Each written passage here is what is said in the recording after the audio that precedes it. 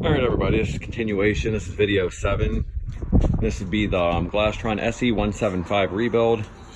I'm just going to go ahead and continue on with what I'm doing right now, or what I've just done. If everybody remembers in video 6, I showed you what kind of fiberglass resin I'm using. It's just standard polyester boatyard resin. Stuff's great. I've used it many times for many rebuilds, so that's why I prefer to use it now. As far as the mat, it's just typical straw or chop strand mat. Nothing special, nothing fancy. You know, all we're doing is putting a floor back in.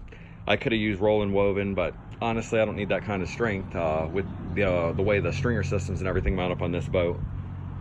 That would be if you're gonna do something that's a lot stronger, or you're wanting to get a real flat surface. So you know, if you want to put like a gel coat floor in or whatnot. But anyway, continuing on, as you can see, all the wood here, it's still wet right now. This has all been resined up. Everything, all the way down the whole boat. All these pieces are finally done, they're finally dried up. At this point, these pieces are ready for their foam, plastic wrap over them, and then the upholstery being put right back on them. Come over here. These were with the cup holders. These run along the left and right hand side of the boat. Port starboard side. You can see they're still wet. You can notice if you look at the color of the wood, that's the resin actually seeping in.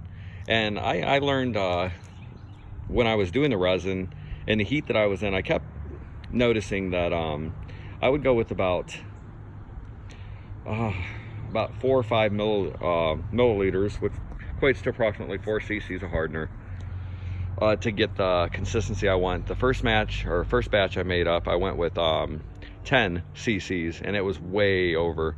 It ended up costing me about 16 ounces of resin. So I changed up the formula. I've been diluting it at about 5% with acetone, and then I've been using roughly per batch of 16 ounces, right around about 7 cc's of styrene paraffin wax to get the outer shell hardened. If you look right here, here's the boat hatch cover. This is the only cover that I actually put fiberglass mat on, and I did that for a reason. I figure it's exposed to weather. It seems like the back takes the most beating between the weather, people getting in and out, water coming in and out and off of it, getting open and closed for engine maintenance and repair. So I just chose to strengthen it with some mat. Right now it's just in its infant stages. As I go along, this will all be chopped down all the way around the whole mat, and then I'll sand it at a bevel, and then I'll turn around and I'll coat the underside and then the inside of this hatch with resin as well. The only fiberglass that's going on is going to be the outer shell. But then right here's the other side of that, of the bottom sections of the boat. But I figured I'd just give everybody an update as far as where I'm at right now. But just keep on watching. I'll keep posting. Have a great day.